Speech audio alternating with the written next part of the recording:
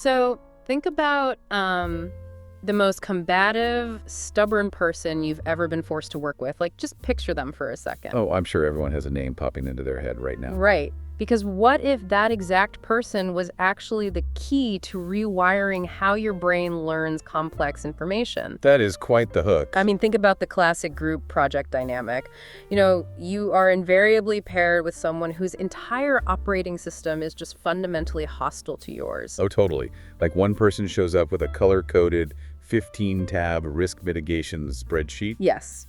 And the other one arrives with, like, a vision board and just wants to foster community. And it usually just results in complete gridlock. Nobody wins. Exactly. But today's source material actually argues that this exact friction might be the perfect vehicle for deep associative learning. So, welcome to today's deep dive. We are exploring a pretty unconventional educational text today. It's called The Furnace of Hope, Balancing Logic and Human Spirit. And, the structure of this text immediately breaks from what you'd expect. Like traditional pedagogical models, they don't look like this. Right. It's definitely not your standard academic paper or some dry textbook. No, not at all. The author basically splits the material into two distinct halves. They use this narrative framework to sort of smuggle in a really complex lesson on vocabulary and emotional intelligence. Yeah, that first half, it reads more like a one-act play. We just drop right into this super tense dialogue between two postgraduate students. Right, they're locked in this battle over a joint project. Yeah, so we have Bear, who is studying economics, and Rabbit, who is a social science student. And the author is clearly, deliberately playing with these archetypes, Yeah. They want to establish a conflict that literally anyone who has ever worked in a corporate or academic setting will immediately recognize. Oh, for sure. Bear's perspective is just entirely anchored in survival. Like, risk mitigation is his whole personality. Yeah, he views the real world as this highly dangerous environment. He actually explicitly calls it a furnace. A furnace, right. Like a harsh, unforgiving place that just tests human endurance. His core argument is basically, if we present a project to the committee that relies on soft metrics, we're going to fail. Yeah, he thinks if they rely on emotional resonance, they'll be metaphorically burned alive by the grading panel. Exactly. He's very much of the mind that spirit does not pay the bills. Right. His entire focus is on the structural integrity of their work. But Rabbit, she pushes back pretty aggressively against that whole framework. She really does.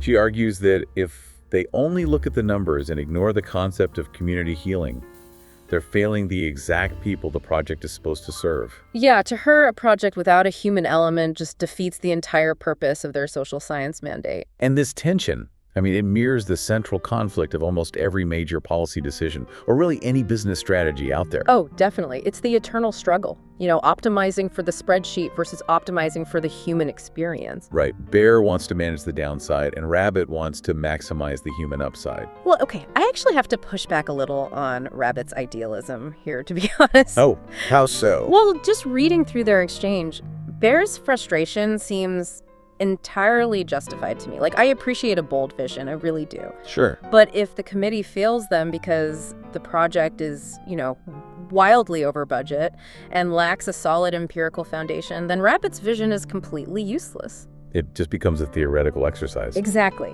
If you don't survive the grading committee, you don't get to build the project at all. Isn't Bear actually kind of right here? See, you're touching on the exact reason this narrative works so well as an educational tool. Because yes, Bear is absolutely correct about the mechanics of survival in that kind of institutional environment. Right, he's just doing his job. He is. He's fulfilling his duty to protect the work from catastrophic failure. Yeah. However, Rabbit manages to see through his methodology to the underlying psychology that's actually driving it. Oh, right, the psychological defense mechanism part. Exactly. She correctly identifies that Bear's obsession with hard data isn't just about maintaining objectivity, it's a defense mechanism. Yeah. She gently points out that he attempts to simplify the world into spreadsheets because the sheer complexity of human unpredictability terrifies him. Wow, yeah. He equates simplicity with safety. Right. We tend to cling to data because it offers this illusion of control. It feels objective, which kind of masks the unpredictable, messy reality of actual human life. Exactly. Bear's arguing that they need to deal with the messy reality right in front of them, but Rabbit turns that around entirely. She basically suggests Bear is the one hiding from reality. By artificially stripping away the human context just to make the numbers fit. Right. So they reach this impasse. They either have to find a working synthesis or they both fail the project. And the turning point in the narrative really hinges on how they choose to utilize history. So, Rabbit decides to ground her visionary ideas by pointing to a tangible historical metric. Right. She brings up the ancestry and documented resilience of the local neighborhood. Yeah, she argues that by tapping into that established resilience, their project elevates from just a sterile report into a lasting legacy. And Bear's initial reaction to this is, it's incredibly territorial. Oh, he hates it. He literally tells her, let's not let nostalgia pollute our data. Pollute? What a word choice. I know, right? He treats any emotional or historical narrative like it's a contaminant in his sterile laboratory. He's really guarding his logical territory with weaponized language. But Rabbit, and this is crucial, she refuses to be bullied by his pragmatism. But she also doesn't attack his logic. She validates it, actually. Yes. She tells Bear that having his analytical mind on the team is a huge consolation to her. She admits that she tends to drift, and she needs him to keep her grounded. She totally disarms him by acknowledging his value. She basically removes the threat. Creating the psychological safety Bear needs to lower those defenses. Rabbit doesn't try to extinguish Bear's fire. She just redirects the heat to power their shared engine. Exactly. Which allows Bear to admit something pretty profound. He recalls this piece of advice from his professor, who noted that the most effective policies don't just offer structural efficiency. Right, they have to emit a sense of hope. Give him a sense of hope, yes. He realizes he became so consumed by the furnace, so terrified of getting burned by the committee, that he completely forgot the fundamental reason they were designing the project to begin with. And the text is making a much broader philosophical point here, too, about managing complexity. They realize they don't need to simplify the problem to solve it. Right, they need to manage the dual nature of it together. Yeah. Bear's logic ensures the project survives the committee, and Rabbit's vision ensures the project is actually worth fighting for. So, okay, we've absorbed this really rich, realistic narrative about two students finding synthesis, but then the author executes this brilliant structural pivot. Oh, the transition here is fascinating. Yeah, the source material just shifts entirely away from the narrative dialogue. It transitions into a vocabulary glossary. But it covers the complex words Bear and Rabbit just used as weapons against each other. Right. And normally, a traditional vocabulary list at the back of a reading assignment is just a barren wasteland. Oh, completely. It's usually just a word, a colon, and a dry dictionary definition. Exactly. But this glossary abandons that format entirely. It functions more like a meditation practice, honestly. Or like daily affirmations. Yes. It takes the heavy academic vocabulary from their argument and recontextualizes it through this lens of profound empathy. And then it introduces this fascinating new layer. The bilingual element? Yeah, the list pairs the English words with simple definitions, poetic sentences, and Japanese translations. And the inclusion of those Japanese translations is actually a highly sophisticated cognitive strategy. Really? Tell me more about that. Well, when a native English speaker encounters a familiar, perhaps sterile, academic word, their brain just processes it passively. They skim right over it. Sure, because you already know it. Right. But by forcing the reader to confront that same word, paired with a completely foreign character set and linguistic structure, it introduces cognitive friction. Oh, I see. So the brain has to literally pause. Exactly. It slows down and you have to grapple with the concept anew. It just breaks that cycle of passive reading. It forces you to look at the word as a physical object, like a concept with actual weight, rather than just a sequence of letters you skip past. Furthermore, the text is heavily leveraging the neuroscience of associative learning here. How so?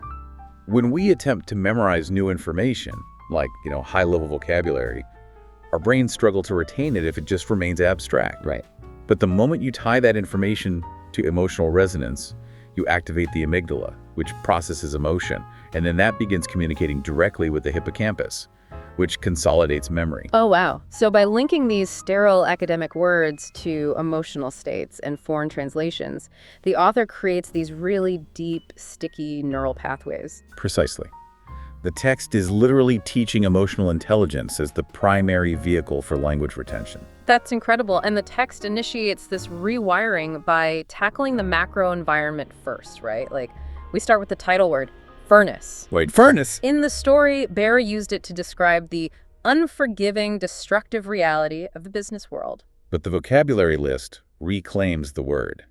It defines a furnace as a place of intense heat that shapes something new. And the provided affirmation is so good. It says, "The furnace of life shapes your soul into something beautiful." It's a masterclass in psychological reframing. It really is. The test acknowledges Bear's reality, The world is indeed hot and difficult and demanding. It doesn't insult the reader by denying that hardship. Right, it's not toxic positivity. Exactly. Instead, it shifts the outcome of that hardship from destruction to creation. The heat isn't there to incinerate you, it's there to forge you. It scales the whole macro environment down to personal development. It does. And once the text shifts your external boundaries with furnace, it moves inward to address internal boundaries. Yeah, we saw Bear use the word pollute in a highly territorial way. He treated emotion like it was a toxin threatening his data. But the glossary strips that weaponize context right out of the word. It hands it back to the reader as a tool for mental hygiene. The sentence is, "Don't let dark emotions pollute your bright soul." I love that. It takes an academic fear and transforms it into an internal boundary for personal well-being. We see that same elegant inversion applied to the behavioral responses tied to those emotions too. Like when Rabbit accused Bear of trying to simplify the world out of pure fear. Right, in the context of their argument, simplify was an insult. It meant to reduce or to erase the essential humanity of a complex situation. But the glossary offers this very gentle redefinition. It defines simplify as to make things easier or less busy. Paired with the sentence, "Simplify your heart to set your spirit free." The author is really demonstrating that the words themselves are entirely neutral. It's the intent behind the word that dictates its power. Bear used simplify as a shield to ignore marginalized voices in a community project. But the glossary suggests you can use that exact same concept as a spiritual practice. To find clarity in your own life. It really bridges the gap between the rigid, analytical mind of the economics student and the warm, empathetic lens of the social science student. Even a word like consolation. Rabbit used it to describe the grounding effect Bear had on her. But the text offers it back to the reader, saying, "Find a gentle consolation in your own heart," which empowers the learner to become their own source of stability. rather than relying on an external partner. Exactly. And it eventually scales all the way down to the most microscopic, paralyzing daily feeling. Apprehensive. Yes. In the narrative, Rabbit flagged Bear's apprehension as great anxiety. It was tied to a fear of failure. That heavy, super common worry about what might go wrong. But the glossary sentence for this word completely upends how we typically view anxiety. It states, "Being apprehensive is proof that you still believe." Presenting anxiety as the shadow cast by hope is an incredibly elegant tool for cognitive behavioral reframing. Because we are so culturally conditioned to view anxiety as a weakness, right? Like a lack of faith or a lack of preparation. But the text argues that if you are apprehensive about the future, it means you remain invested in the outcome. You haven't surrendered to apathy. Your fear only exists because your hope is still intact. That's beautifully put. We've really traveled a massive distance from where we started today. We definitely have. We opened with this painfully realistic academic dispute over a budget, just watching two opposing worldviews collide in real time. And we observed them discover that their fundamental differences were not obstacles to be overcome. They were actually necessary counterweights required for success. Right. Bear's analytical rigor prevented the project from collapsing under the weight of its own ambition. And Rabbit's spirit ensured the project maintained a pulse. Then the source material guided us through this linguistic exercise that forced us to slow down, grapple with bilingual translations, and redefine our harsh academic vocabulary into tools for self-acceptance. We learned to view the furnace of reality not as a threat, but as a forge. We were reminded that the ancestry and resilience of those who came before us can be tapped into when our own strength wavers. And I think the ultimate synthesis of this text is that we are never forced to choose between Bear's cautious logic and Rabbit's bold dreams. In fact, optimizing for only one invariably leads to systemic failure. Absolutely. A durable, well-lived life, much like a well-designed community policy, demands that we respect the hard facts, the bottom lines, and the budgets. But it equally demands the courage to emit a sense of hope. You cannot just survive the heat of the furnace, you must actively use it to build something better. Well said. By teaching complex vocabulary through this lens of emotional synthesis, the author ensures the concepts endure long after the reading assignment is finished. It fundamentally alters how you interact with language, and perhaps more importantly, how you view the people you fundamentally disagree with. You start asking yourself, what crucial element the other person can see clearly that you are entirely missing. Exactly. So as we wrap up this deep dive, I want you to consider a major challenge or project you are facing right now. Are you tackling it purely as a bear you know, fixated only on the risks, guarding the spreadsheet, and bracing for the furnace? Or are you approaching it purely as a rabbit, relying entirely on the vision but perhaps ignoring the structural reality of the situation? What far-reaching, unexpected things might happen if you let your inner bear and your inner rabbit finally sit down at the same table? Until next time, keep digging deeper.